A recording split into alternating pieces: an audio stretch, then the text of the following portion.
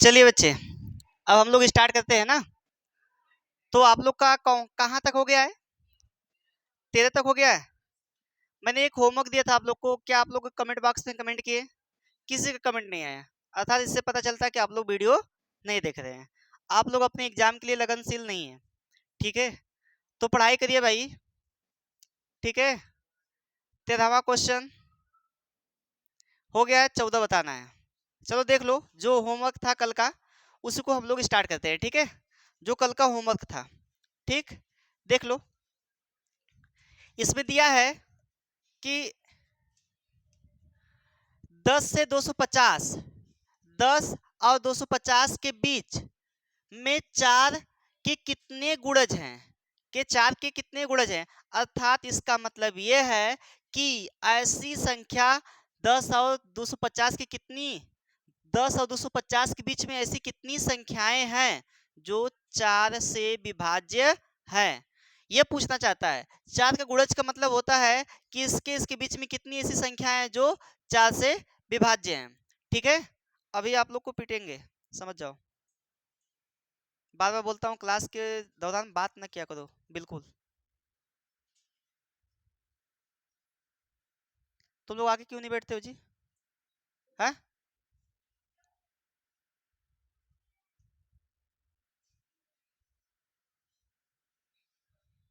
देखो, 10 और 250 के बीच में 4 के कितने गुणज है? जो पिछला वाला सवाल था ना, पिछला वाला सवाल सेम इसी प्रकार से था। यहाँ पे 7 से विभाज्य बोला है, उसमें गुणज बोला है, तो कोई अंतर नहीं है, गुणज बोले चाहे विभाज्य बोले, बात एक ही है। तो निकालने का तरीका मैंने बताया था, प्रथम पद है ना, प्रथम पद और अंतिम पद। तो हम लोग 10 में भाग देंगे, 10 में भाग देंगे तो कितना होगा? 4 दूना 8, शेष कितना बचा? 2 बचा। अगर ये 2 शेष नहीं बचता, ध्यान रखना, अगर ये 2 शेष नहीं बचता तो पूरी पूरी संख्या कट जाती, तो 10 में से हम 2 घटाते तो 8 आ जाता। लेकिन बीच का बोला है बाबू, 10 से आगे की संख्या बोला है, 10 से आगे की, अर्थात 10 और 250 के बीच की संख्या लेना, यानी इसके बीच की और इसके बीच की संख्या लेना। तो इसके बीच का पहले हम लोग क्या निकालेंगे? श्रेणी क्रम निकालेंगे। ठीक है, तो 8 आया, तो 8 तो कम है ना, 8 तो कम है। तो प्रथम पद निकालने का मैं तरीका बताया था, प्रथम पद, प्रथम पद, प्रथम पद निकालने का तरीका बताया था क्या? भाज्य प्लस भाजक माइनस शेष। ये कर सकते हो, या तो इसमें 4 जोड़ दो, या तो आप इसको 4 जोड़कर 10 के आगे वाली संख्या ज्ञात कर सकते हो। तो हम लोग क्या करेंगे, इसमें से इसको घटाएंगे और इसमें जोड़ देंगे। तो यहाँ पे कितना है आपका भाजक, आपका कितना है भाज्य, कितना है? 10 है। भाज्य आपका जिसमें आप भाग देते हो वो भाज्य होता है, और जिससे आप भाग देते हैं वो भाजक होता है, और जो यहाँ पे शेष बचता है वो तो शेषफल है ही। तो यहाँ पे प्लस भाजक क्या है बाबू? 4, माइनस शेष कितना है? 2। ये कितना हो गया जोड़ने पर? 12 हो गया। इतना कर पाए क्या? फिर मैंने एक चीज और बताया था आप लोग को, क्या? अंतिम पद, अंतिम पद बताया था। तो अंतिम पद कैसे निकलेगा? फिर पुनः अंतिम पद में, यानी इसमें, इसमें क्या करोगे आप? 4 से भाग दोगे। जैसे पिछला वाला सवाल था 7 से भाग दे रहे थे, वैसे अंतिम पद में 4 से भाग दोगे तो अंतिम पद निकलेगा। तो पहले 4 से भाग दे लो। 250 में हम लोग 4 से भाग देंगे, 4 छक 24, आया कितना यहाँ पे? 1 और 0, फिर 4 दूना 8, यहाँ पे कितना हो गया? 2, फिर पुनः 2 शेष बच गया। अगर मैं ये 2 शेष नहीं बचता, फिर मैं पुनः वही रिवाइज कर रहा हूँ, अगर ये 2 शेष नहीं बचता तो तुम्हारा जो ये सवाल है ना, ये पूरा पूरा कट जाता है, ये जो भाज्य है पूरा पूरा कट जाता है। ये 2 शेष बच जा रहा है, ये एक्स्ट्रा हो जा रहा है। तो अर्थात हम कह सकते हैं 250 में से 2 घटाने पे कितना आएगा? 248 आ जाएगा। अब आपके दिमाग में आएगा, सर जी अभी आप तो यहाँ इसमें से इसका अंतर देखे थे, भाजक और भाजक और शेषफल का अंतर देखे थे और भाज्य में जोड़ दिए थे। क्या यहाँ पर भी कर सकते हैं कि नहीं? बिल्कुल कर सकते हो, लेकिन एक बात ध्यान रखना, इसको करने के बाद इसमें जोड़ोगे तो 252 हो जाएगा। 252 तो ज्यादा हो गया 250 से ना। इसमें बोला है बीच की संख्या, बीच की संख्या मतलब क्या? इसके पहले की संख्या होनी चाहिए, तो पहले की संख्या आपकी क्या है? 248 है। तो अंतिम पद आ गया आपका, अंतिम पद, अंतिम पद, अंतिम पद बाबू आ गया क्या? भाज्य माइनस शेष। तो भाज्य कितना है? 250, शेष कितना है 2, आगे कितना 248। ये अंतिम पद जो है ना बाबू, ये यल का मान है, इसको आप कह सकते हो ए एन की वैल्यू। उस श्रेणी का यह ए एनवा पद है। क्या है? अंतिम पद ए एनवा पद। अंतिम पद ए एनवा पद। तो इसमें पूछा है कितने पद हैं, तो पहले आपको क्या करना है, श्रेणी बनानी है। तो श्रेणी क्रम, तो स्टार्ट कहां से हुआ है श्रेणी आपकी, 12 से स्टार्ट हुआ, तो 12 में फिर 4 जोड़ोगे कितना हो जाएगा, 16 हो जाएगा। 16 में 4 जोड़ोगे 20 हो जाएगा। अब ऐसे ही करते करते कितने पद तक गया था, 248 गया था। अभी इसमें पद नहीं पता है, 248 गया। तो अर्थात इसमें ए का मान कितना निकला आपका 12, डी का मान कितना निकला 4। जो जिससे विभाज्य होने की बात करेगा वही आपका डी का मान होगा, या आप निकाल सकते हैं इसमें से इसको घटाकर। अब ए एन की मान कितना हो गया, ए एन का मान 248। अब एनवा पद का सूत्र लगा दो आप। एनवा पद का सूत्र क्या लगाओगे, देखो इसको मिटाते हैं हम। एनवा पद का सूत्र क्या लगाओगे आप,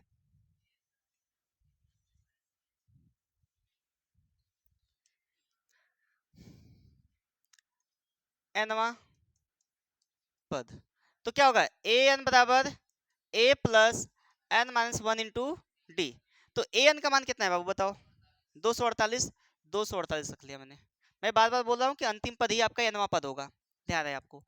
ये ए का मान कितना दिया है 4, 12 दिया है 12, प्लस एन का मान नहीं पता है, डी का मान दिया है कितना 4।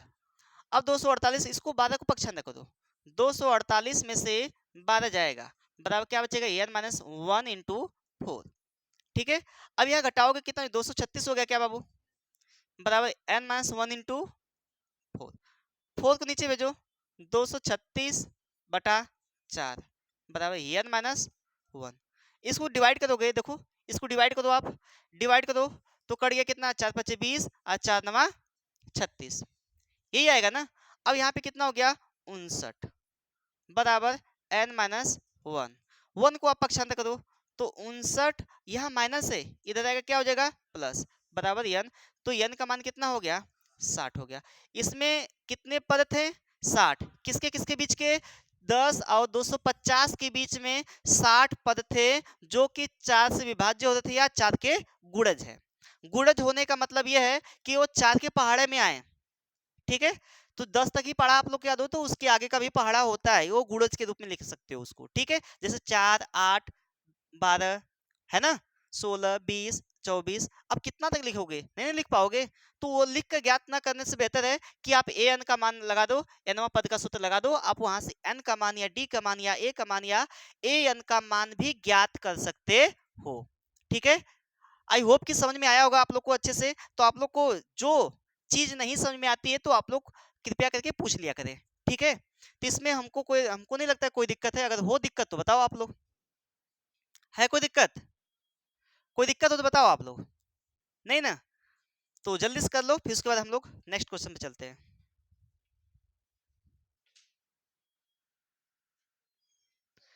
चलो चलो चलो अब नेक्स्ट क्वेश्चन पे देखो, अगला क्वेश्चन है, देख लेते हैं।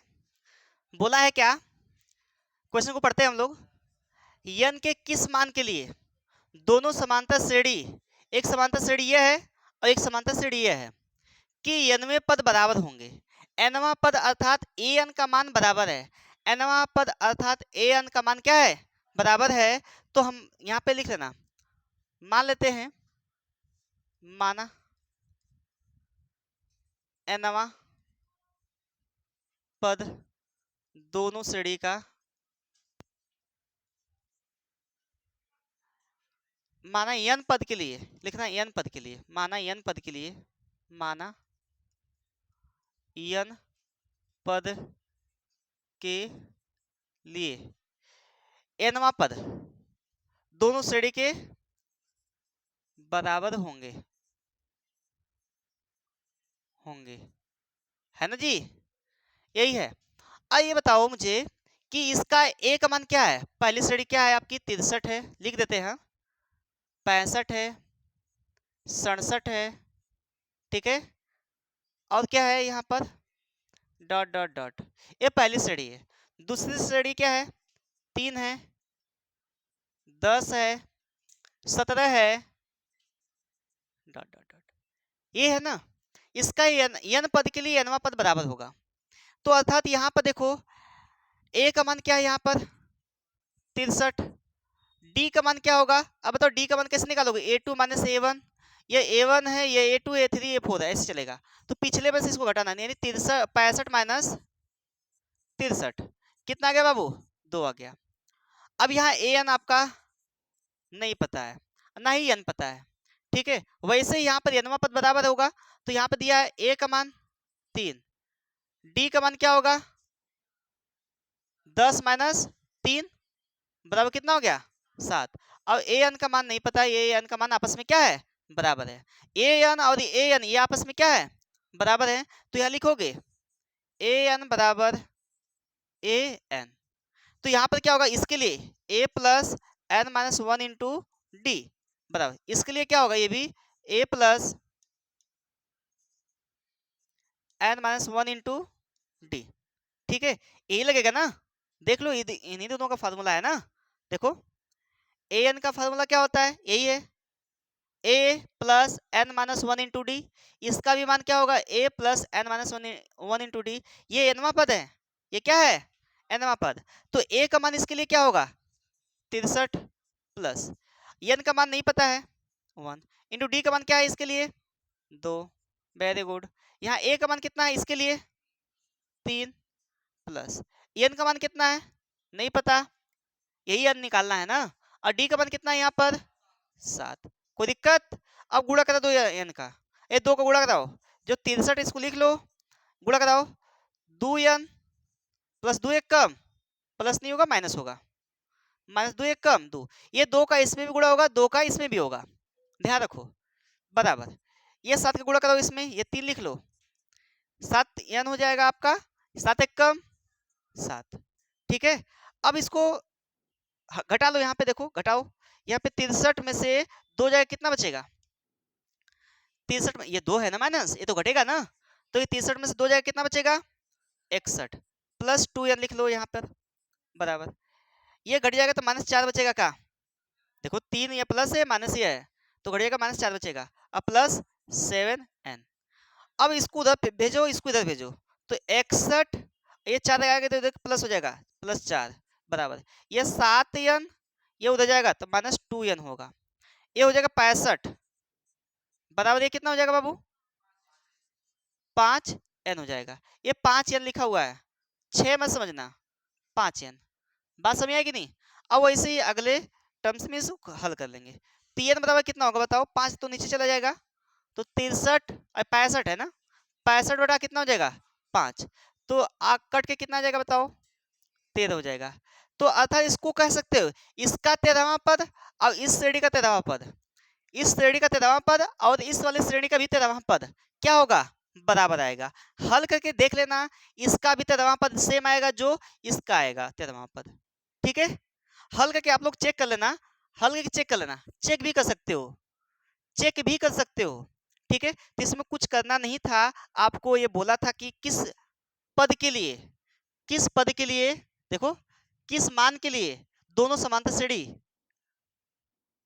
63 और इतना इतना के n वें पद बराबर होंगे, तो किस मान के लिए भैया 13वें, 13वें पद के लिए, 13वें पद के लिए जो 13वां पद आएगा उन दोनों श्रेणी का मान क्या होगा 13वां पद, इसका भी 13वां पद और इसका भी 13वां पद, अर्थात मान लो 13वां पद मान लो 110 आ गया तो इसका भी 110 आएगा, सपोज दैट।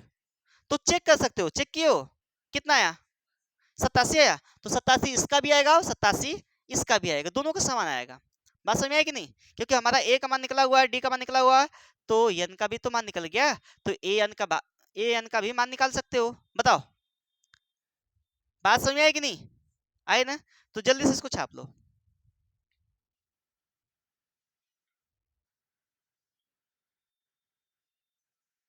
चलो तो ये वाला हो गया होगा ना, तो चलिए अगले क्वेश्चन पे देखना, अगला क्वेश्चन क्या है। वह समांतर श्रेणी, बोला वह समांतर श्रेणी ज्ञात कीजिए जिसका तीसरा पद 16 और 7वां पद कितना है 5वें पद से 12 अधिक है। ये तो काफी इजी है, 112 अधिक 12 अधिक है, देखो 12 अधिक 112 अधिक है। क्वेश्चन देखो अपनी किताब में? 12 अधिक है कि 112 अधिक है?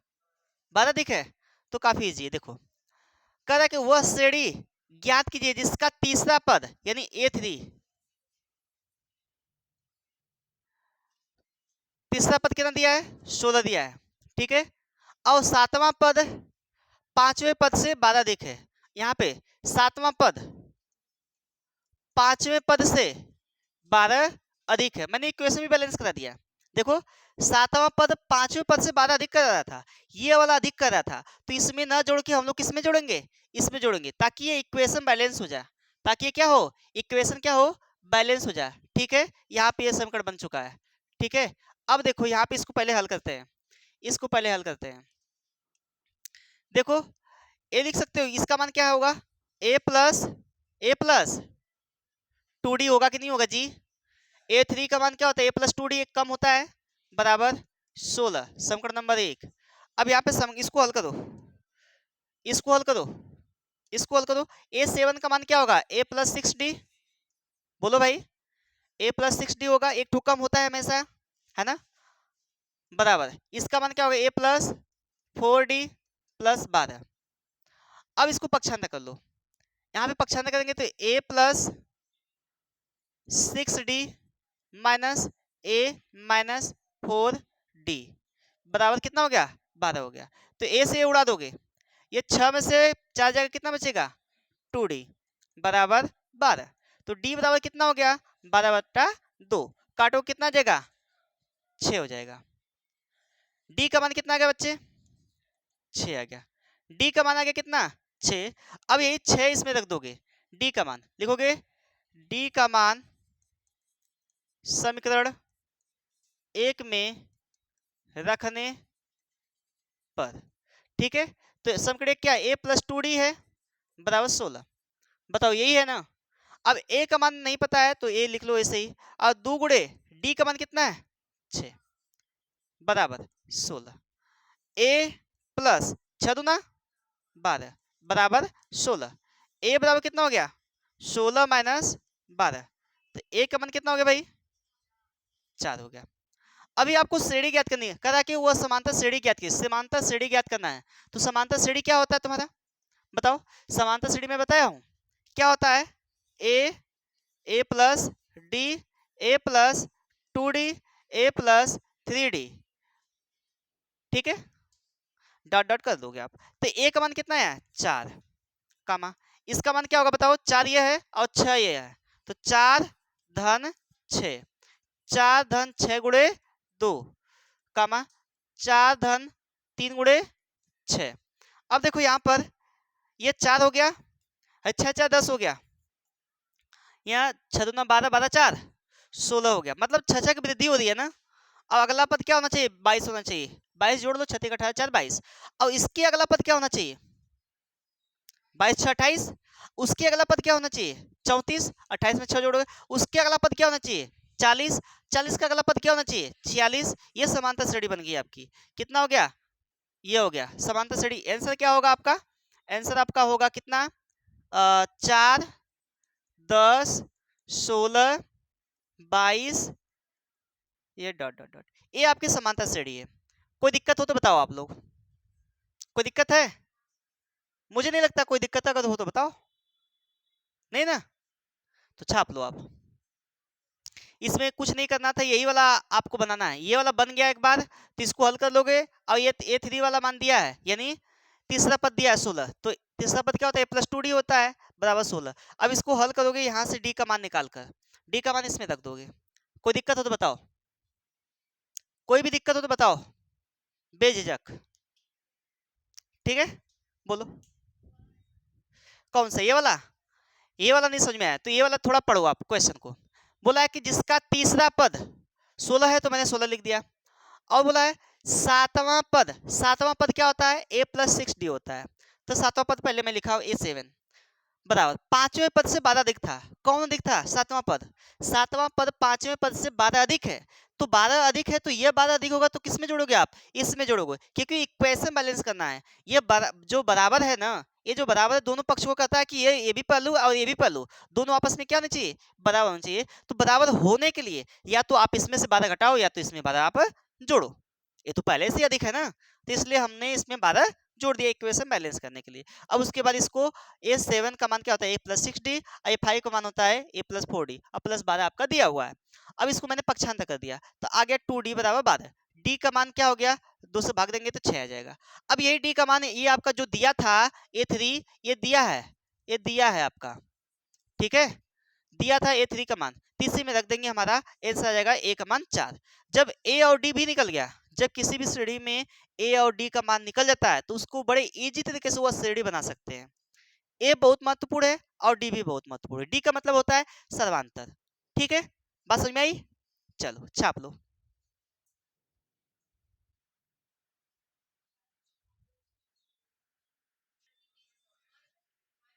चलो देखो अगला पद, अगला क्वेश्चन देखते हैं। 16वां है ना, अब अगला 17वां। देखो ये भी काफी इजी है, ये भी काफी इजी है, देखना। ये कौन सा है? ओह 17वां नहीं लिखा गया क्या? यही है क्या? देखो ये कौन सा नंबर है, देखो।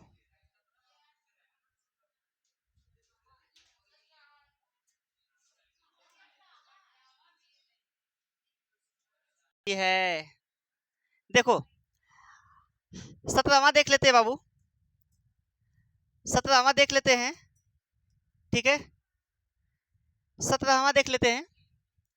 17वां भी काफी इजी है, देखना। 17वां भी काफी इजी है, उसको भी देख लेते हैं।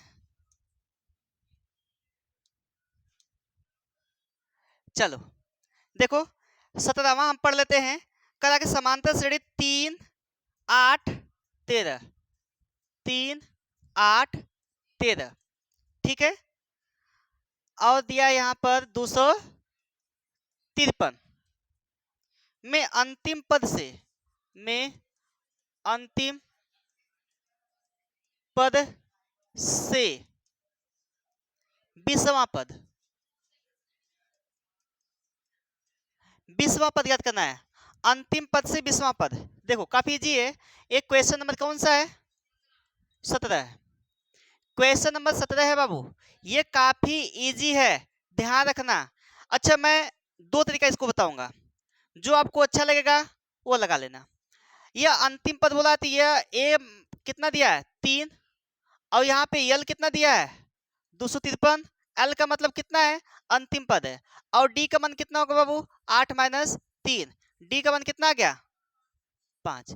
देखो अंतिम पद जो होता है ना उसके लिए भी निकाल सकते हो। देखो A20 अंतिम पद से है, अंतिम पद से है, तो अंतिम पद क्या होगा आपका यल, समझाते हैं अभी, इंटू डी, अर्थात इसका कहने का मतलब है पीछे से, इसको पीछे से अगर देखा जाए तो 20वें पद पे क्या आएगा, आगे से निकल रहा तो a plus N minus 1 into D हो रहा था, अब पीछे से ये जो यल है आपका a का काम करेगा। बात समझ में आ रही कि नहीं?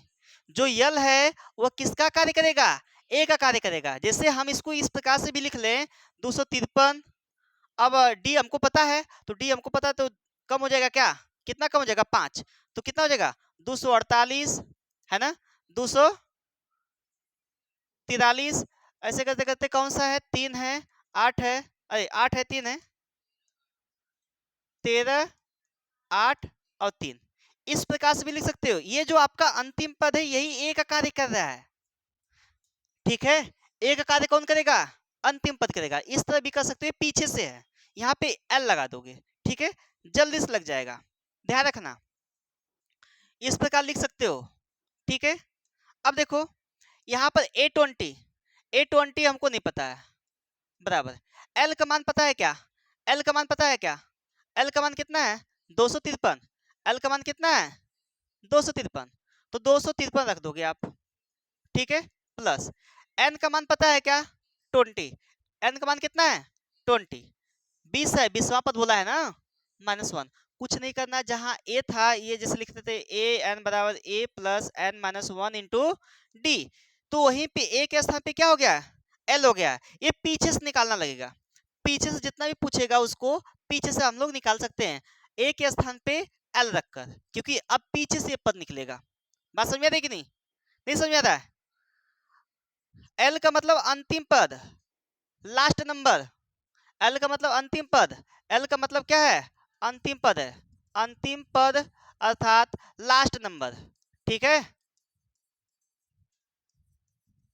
अंतिम पद अर्थात लास्ट नंबर।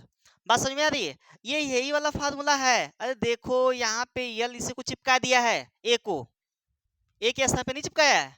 तो जब यल लिख दोगे ना तो ये पीछे से निकालने लगेगा कितने पद हैं। बात समझ में आ रही है कि नहीं? तो अब देखो यहीं पे हल करते हैं इसको।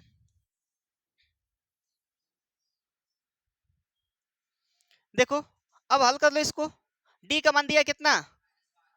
-5 आएगा, 5 आएगा प्लस, नहीं नहीं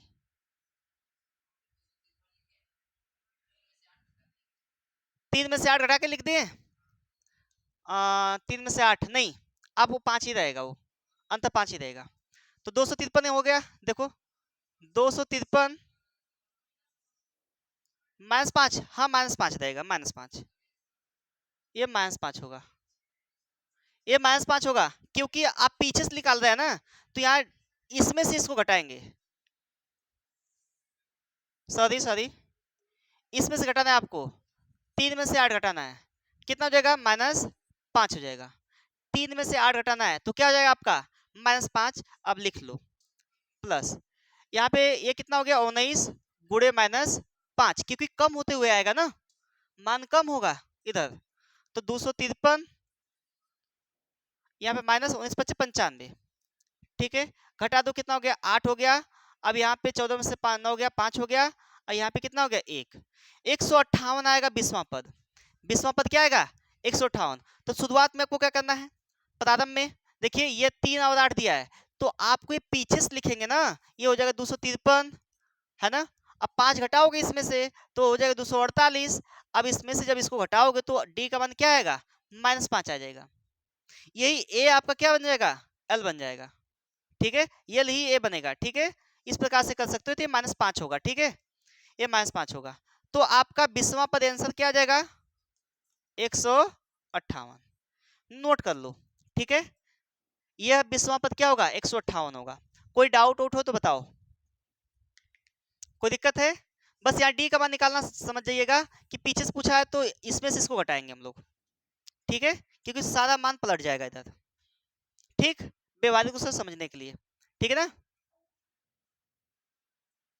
छापो।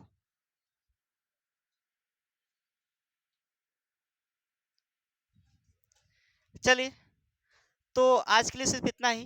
ठीक है, फिर मिलते हैं हम लोग अगले वीडियो में, और तब तक के लिए धन्यवाद। लेकिन ध्यान रहे कि अगला जो क्वेश्चन है आप लोग उसको लगाने का प्रयास करिएगा। ठीक है, अगर नहीं लगेगा तो फिर हम हैं आपको बताएंगे ही, लेकिन प्रयास करिए अपने से। और ये नहीं कि आप आगे पढ़ रहे हैं तो पीछे का क्वेश्चन ना लगाएं, पीछे का रिवाइज भी करें आप लोग। यह अच्छा मार्क्स लाने का एक तरीका है। आप आगे पढ़ते रहें, पीछे रिवाइज करते रहें। ठीक है, ताकि वो दिमाग में कंसेप्ट क्या हो, बना रहे। ठीक, तो आपको प्रैक्टिस करना है लगातार। ठीक है, तो फिर मिलते हैं हम लोग अगले वीडियो में, तब तक के लिए धन्यवाद।